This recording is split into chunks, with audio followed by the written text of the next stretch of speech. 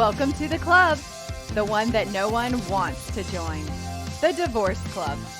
I'm Jen Zingmark, a Christian life coach, and I help men and women dealing with divorce. I have good news for you. There is a path to find hope, healing, and happiness, no matter what your circumstances are. I can help you find joy in your journey. So let's go. I would be so grateful if you would subscribe, rate, and review my show on your favorite podcast player. Today, I want to talk about forgiveness, about forgiving yourself. Have you ever messed up or made a mistake or offended or hurt someone that you love and really regretted it? Well, that just happened to me this week in my life. And it's been really interesting to notice how my brain is protecting me by offering me thoughts of justification, rationalization, minimizing my actions, as well as shame for the choice that I made. It's just really interesting how our brain is so good at protecting us this way. I've spent some time thinking about it this week, and it's just fascinating to me how the human brain works. And it's all in an effort to keep us safe, and it offers us a lot of thoughts that just aren't helpful. It offers us thoughts that justify our actions and deflect the responsibility of our actions and minimize the situation. And then, we always pile on top of that judgment of ourselves. And so then we add shame. And then there's always thoughts that something must be wrong with me. I know this is all just, the normal, healthy human brain doing what it does, but it's just very interesting to just sort of sit back and witness what thoughts I've been having as I've been reflecting this week on the situation. So I've been thinking about why we act in ways that are so flawed, so human. Why do we do things that we don't like? We all have parts of ourselves that aren't the best, parts of ourselves that are, negative, that are just human.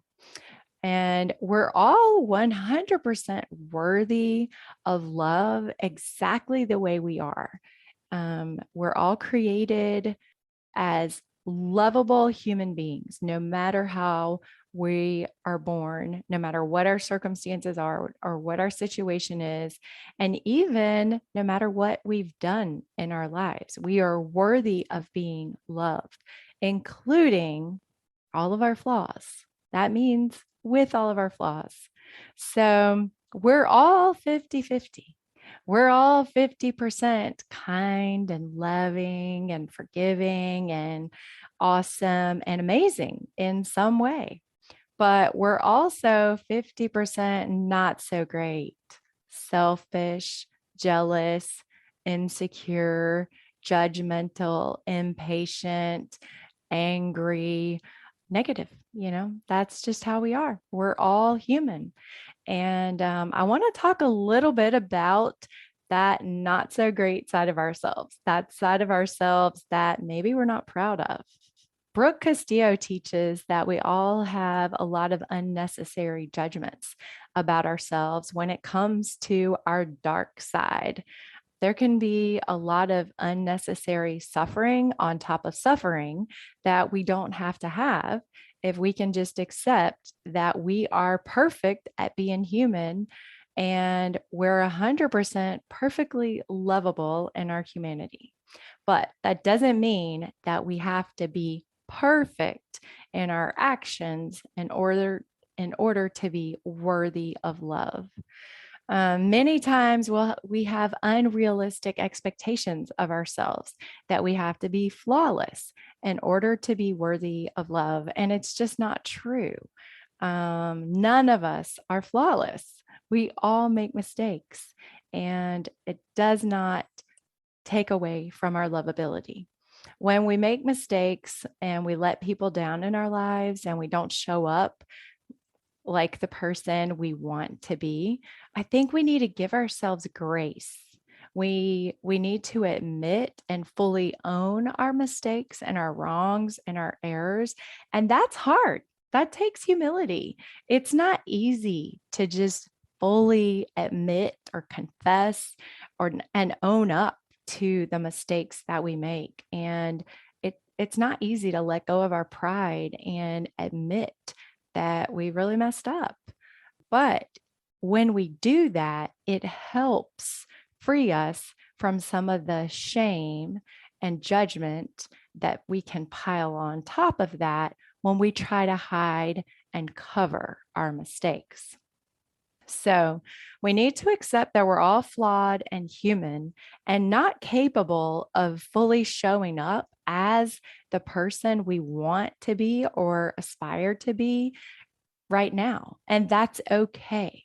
We need to be able to evaluate our actions and learn from them. So I do wish that I had acted differently and handled this situation in my life differently than I did. Yes, that is true.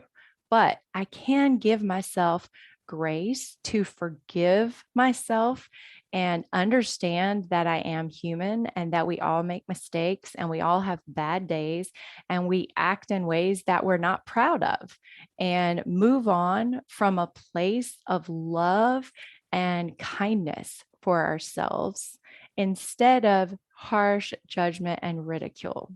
So, yes, we should all strive to be better tomorrow, but we need to do it from a place of humanity and not shame or self loathing. We can accept our mistakes and not use them against ourselves, not beat ourselves up with them.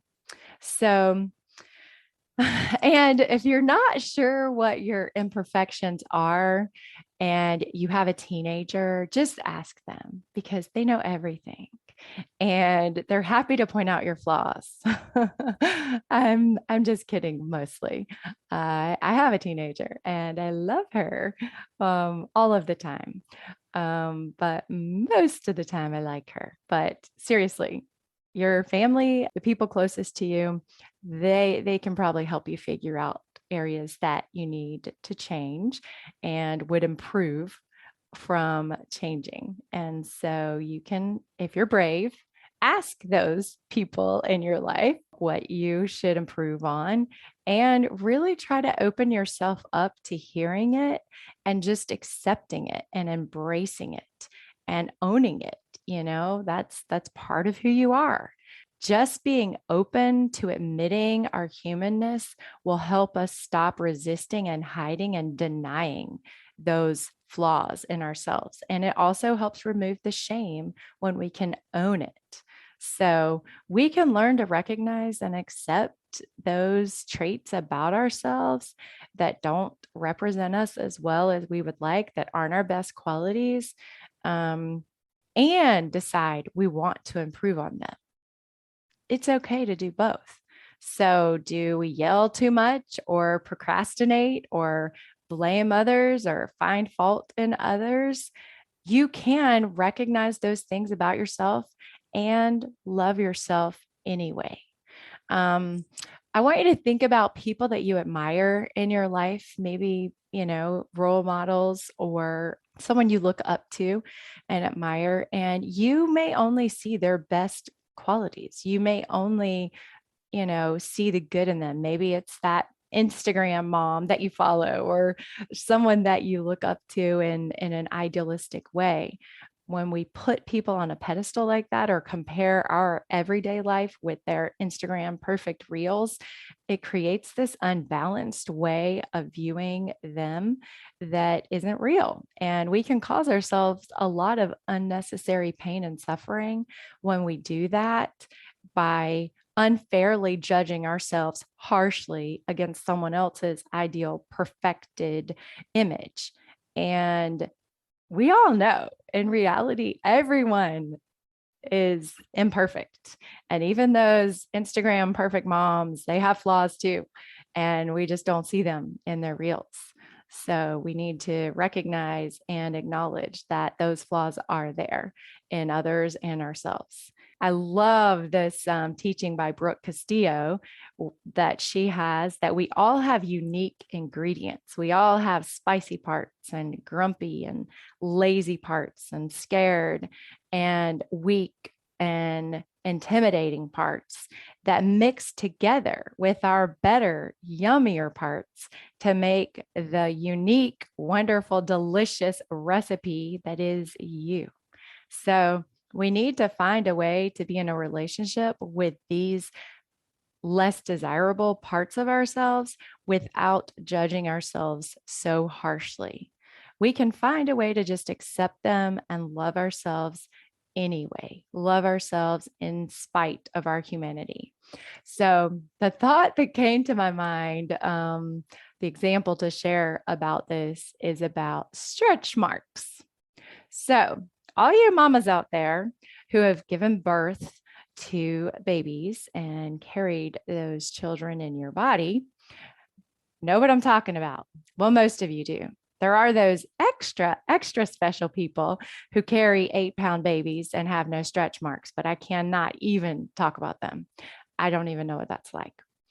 I'm talking about the majority of us women who gained 30 to 70 pounds of body weight to carry and nourish and deliver these babies.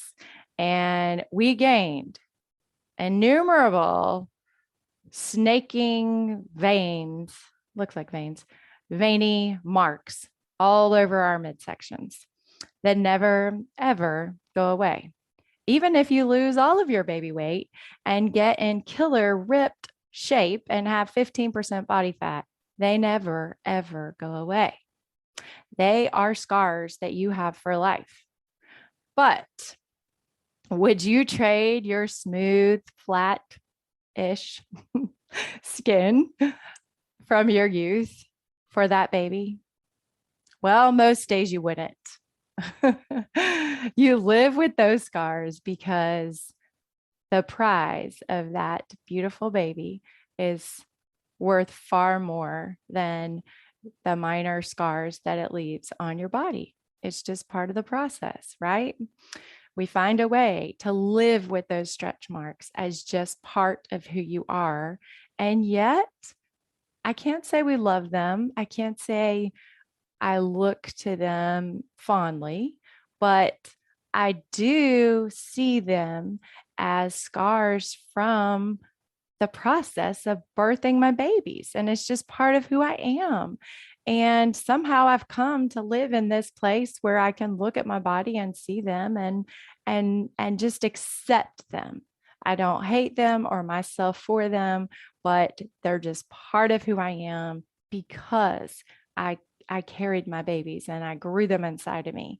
And all of you mamas out there that have had this experience, I know you can relate.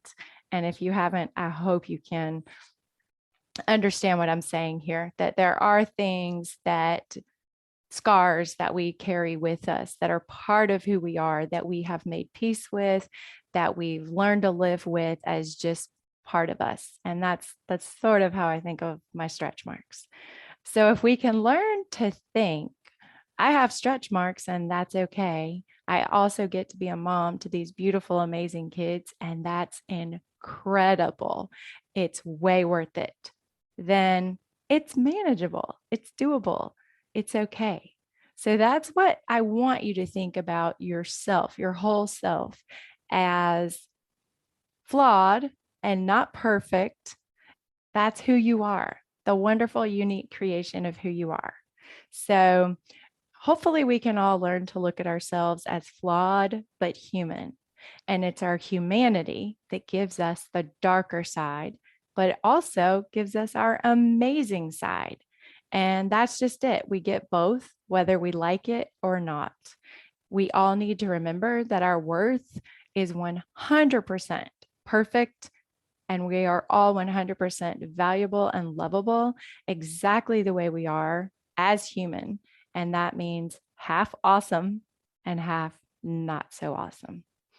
So we can think sometimes I'm anxious, or I yell a lot, or I can be lazy, and that's okay. Just acknowledging those negative traits that we have and saying it's okay after it helps us not pile on the guilt and the shame that comes from covering or hiding or denying our imperfections. Hopefully, next we can move on to the thought that I'm just experiencing anxiousness right now, or I'm just experiencing laziness right now. It's not who I am, it's just happening because that's what I'm thinking. And it's just part of being human right now. Do you see how separating out those feelings from who you are makes a difference? It helps us separate some shame and judgment and helps us still recognize we're human and that's okay. So then we can feel worthy. We can see that we're still perfectly worthy as fallible human beings. Everything else is just part of the experience of being alive. That's life. So, as I've been processing this mistake that I made this week, I've been really trying to think through this situation and learn from it and move on. This is my advice to you. When you do something that you're not proud of, or you regret, or you don't show up the way you want to in your life, just take some time to reflect on it, but don't beat yourself up about it. Notice how you start to form opinions about yourself and judge yourself for it, and just allow it and accept it and separate it out from your value as a human being, and not necessarily in an effort to change it. Just notice it and acknowledge it, that, this is what I did. That's what happened. That's what I did. When you do that, you're less defensive and judgmental with yourself. You can also start to remove shame and start to remove those doubts of your own self-worth when you separate the action from who you are as a human being. And our goal is to be open to our negative side, maybe even accept it and embrace it. Take it along. Like, think of throwing it in the back seat along for the ride. It's not driving us. It's not in charge, but it's there. And hopefully the positive, awesome, amazing traits that we have, they're the driver in our life. And those negative things, they're just along for the ride, but it's all part of the awesome package that we are, that's us. And when we face our flaws and our weaknesses as just part of us, then they have less power over us. And when we hurt someone that we care about, we can own it. Then we can say, so you're just impatient, or you're judgmental, or you're rude. Let's say someone in our life says that to us. Instead of saying, no, I'm not, and being defensive and denying it, we can say, yes, I am. And I don't really like that about me either. So it's much easier to say, I'm sorry, and let go of it. Those, things that we don't love about ourselves, if we just own it. And we can agree. We can agree with people in our lives when they point out your flaws. You can say, yeah, that's true. And it stinks. And I don't really like that about myself. This is a place where you can give yourself grace if you can do that. And then you can change what you want to change and set goals to do better and try harder and improve yourself. But you can do it from a place of love and acceptance and grace for your own humanity. And that's what I'm trying to do this week. And it's a challenge.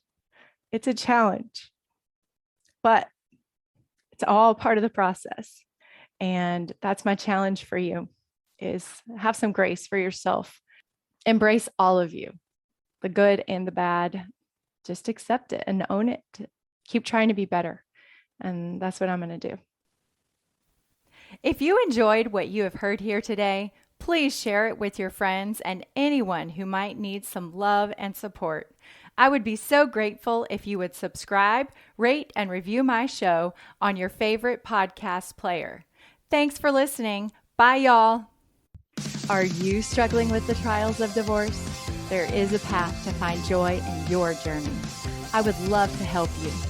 Go to jenzingmark.com to get all the info. There you'll find a free download to help you start thinking happier thoughts today. And you can sign up to receive my weekly newsletter. If you like what you've heard here and want to dive deeper into this work, sign up for a free mini session with me. This is just the tip of the iceberg, my friends. There is so much more. I would love to work with you and be your life coach.